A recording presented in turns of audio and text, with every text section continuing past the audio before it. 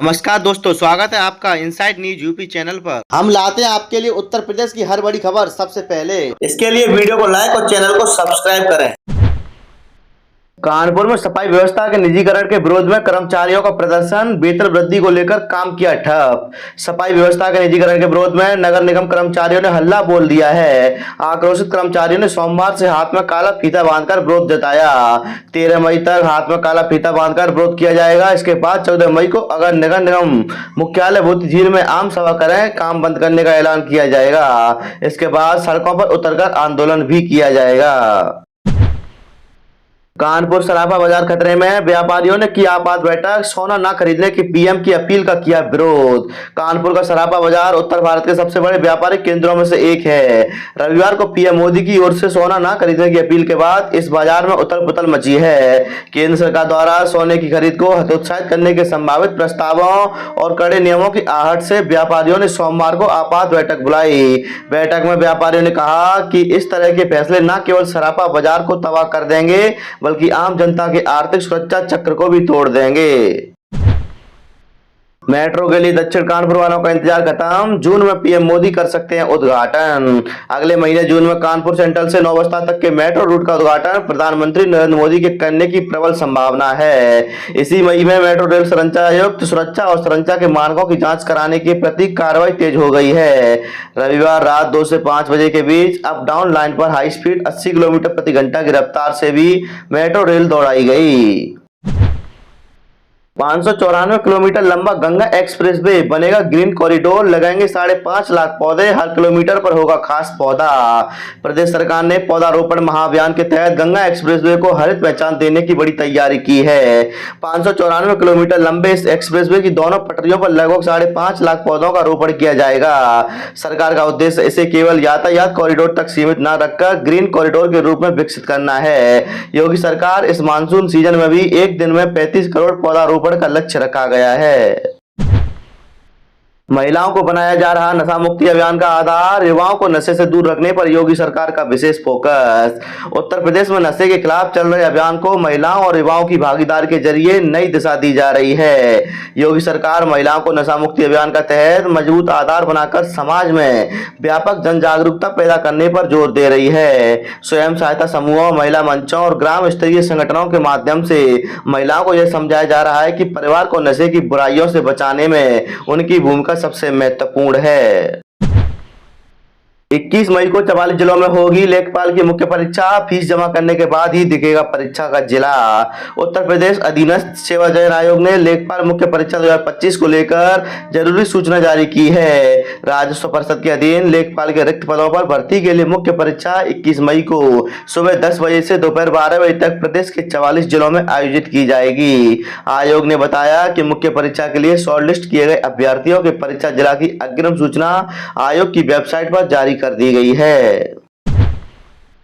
Smart meter का झंझट हुआ खत्म, यूपी में पहले की तरह मिलेगा बिजली का बिल, 15 मई से लगेंगे शिकायत निस्तारण कैंप। ऊर्जा मंत्री ए.के. शर्मा ने बताया कि स्मार्ट मीटर एवं बिजली बिलों से संबंधित शिकायतों के समाधान के लिए 15 मई से 30 जून तक अधिशासी अभियंता एवं उपखंड अधिकारी कार्यालयों पर विशेष कैंप एवं सहायता केंद्र लगाए जाएंगे। इसके अतिरिक्त 1912 हेल्पलाइन पर भी विशेष व्यवस्था सुनिश्चित की जा रही है ताकि उपभोक्ताओं की समस्याओं का त्वरित समाधान हो सके। इस संबंध में पावर कॉर्पोरेशन प्रबंधन द्वारा जल्द ही विस्तृत दिशा निर्देश जारी किए जाएंगे। 48 घंटे तपती गर्मी के बाद फिर से बदलेगा मौसम, यूपी में आज हाई होगा पारा। प्रदेश में पश्चिमी विक्षोभ का प्रभाव समाप्त होने के साथ अब कोई सक्रिय मौसम तंत्र नहीं है। ऐसे में अगले 2 दिनों तक मौसम शुष्क रहेगा। इसके बाद प्रदेश के उत्तरी भाग में हल्की वर्षा हो सकती है। सोमवार से पूरे सप्ताह में 6 से 8 डिग्री सेल्सियस तक तापमान बढ़ सकता है। हालांकि अभी प्रदेश में लू चलने की संभावना नहीं है। जी एडवांस की आ गई डेट, प्रवेश पत्र डाउनलोड कर सकते हैं अभ्यर्थी, साथ ले जाने होंगे डॉक्यूमेंट। देश के इंजीनियरिंग कॉलेजों और शिक्षण संस्थानों में प्रवेश लेने का सबसे बड़ा और प्रतिष्ठित राष्ट्रीय संयुक्त प्रवेश परीक्षा जी एडवांस 17 मई को होने जा रही है। इसमें जी मेन में सफल व चयनित अभ्यर्थी शामिल होंगे। इस वर्ष जी एडवांस का आयोजन IIT रुड़की CBT मोड में आयोजित करने जा रहा है। इसमें शामिल होने वाले अभ्यर्थियों की सिटी स्लिप जारी कर दी गई है। प्रवेश पत्र भी सोमवार से डाउनलोड किए जा सकेंगे। आगरा वालों को मिलेगा solar park. New Agra urban centre में बनाया जाएगा 265 मेगावाट करेगा बिजली उत्पादन। यमुना एक्सप्रेसवे औद्योगिक विकास प्राधिकरण द्वारा यमुना एक्सप्रेसवे के दोनों किनारों पर 44 गांवों में विकसित किए जाने वाला new Agra urban centre smart होगा। न्यू आगरा में नदी के बफर जोन में 265 मेगावाट क्षमता का सौर पार्क विकसित किया जाएगा। औद्योगिक और वाणिज्यिक भवनों में 90% तक सौर ऊर्जा का प्रयोग किया जाएगा। श्री कृष्ण जन्मभूमि मामले की सुनवाई इलाहाबाद हाईकोर्ट में अब 10 जुलाई को होगी। इलाहाबाद हाईकोर्ट में श्री कृष्ण जन्मभूमि से संबंधित मूल वाद संख्या 1/2023 और उससे जुड़े अन्य 17 मामलों की सुनवाई को स्थगित कर दिया गया है। अब इस मामले की सुनवाई 10 मई को होगी।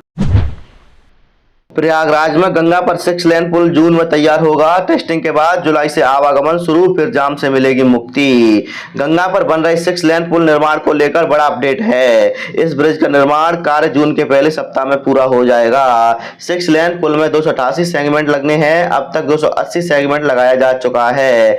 10 से 15 दिन में शेष 8 सेगमेंट को लगा दिया जाएगा। इसके बाद फिनिशिंग शुरू हो जाएगी। यूपी के बेसिक स्कूलों के बच्चों को एक अतिरिक्त भाषा सिखाने की तैयारी, स्वयंसेवी संस्थानों की ली जाएगी सहायता। सभी परिषदीय और केजीबी विद्यालयों में 13 से 19 मई तक भारतीय भाषा ग्रीष्मकालीन शिविर लगाने का निर्णय लिया गया है।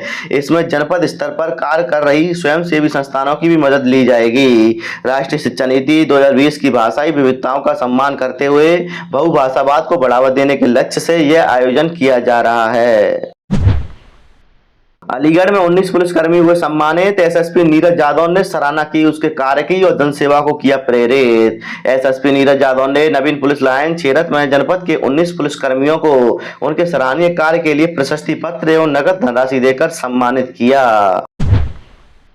हाईकोर्ट ने दिया आदेश, रात 10 बजे के बाद तेज शोर को रोके अफसर, तय सीमा से अधिक शोर न हो। हाईकोर्ट की लखनऊ पीठ ने आम लोगों समेत बच्चों और बुजुर्गों को होने वाली असुविधा के मद्देनजर रात 10 बजे के बाद शादी, विवाह व अन्य समारोह में होने वाले तेज शोर को सख्ती से रोकने के निर्देश अफसरों को दिए हैं। कोर्ट ने राज्य सरकार, पुलिस, नगर निगम और एलडीए को इस संबंध में सुप्रीम कोर्ट के आदेश के तहत समुचित कार्रवाई करने का कहा है। दोहरीघाट वोडियार मेमू ट्रेन का शुभारंभ, मंत्री अश्विनी वैष्णव बोले लाइफलाइन साबित होगी ये train. Dohrighat Wodeyar MEMU train का शुभारंभ सोमवार की शाम 4 बजे रेल मंत्री अश्विनी वैष्णव ने दिल्ली से हरी झंडी दिखाकर वर्चुअल शुभारंभ किया। इस दौरान दोहरीघाट स्टेशन पर प्रदेश के कैबिनेट मंत्री ए.के. शर्मा और घोसी से सपा सांसद राजीव राय ने भी प्रतिनिधि कार्य करते हुए सभा को संबोधित किया।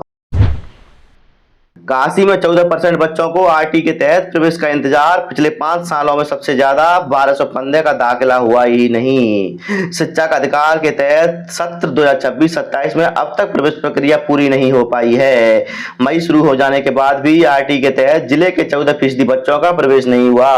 हालांकि पिछले 5 शैक्षणिक सत्रों की तुलना में इस बार सबसे ज्यादा प्रवेश हुआ है। इसके बाद भी 1215 विद्यार्थियों का प्रवेश होना बाकी है।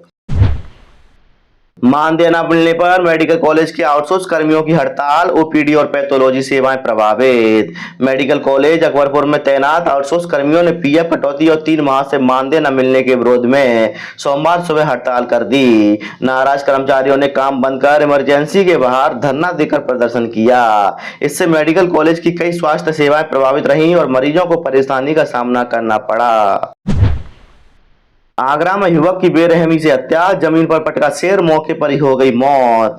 थाना चत्ता के धुलियागंज में युवक हर्ष जैन की पीट-पीटकर हत्या से सनसनी फैल गई। बताया गया कि हर्ष अपने भाई के साथ हुई मारपीट के बाद आरोपियों से बात करने पहुंचा था। इसी दौरान दबंगों ने उस पर हमला कर दिया और जमकर मारपीट की। आरोप है कि मारपीट के दौरान हर्ष का शेर जमीन पर दे मारा, जिससे उसकी मौके पर ही मौत हो गई।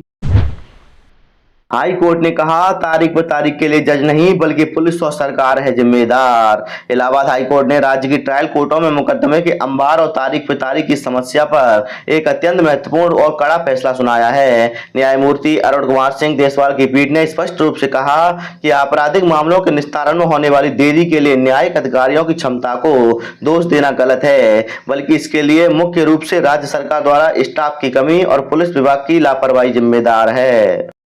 तो दोस्तों, वीडियो पसंद आया हो तो वीडियो को लाइक, चैनल को सब्सक्राइब करें और आप इस वीडियो को कौन से जिले से देख रहे हैं कमेंट बॉक्स में जरूर बताएं।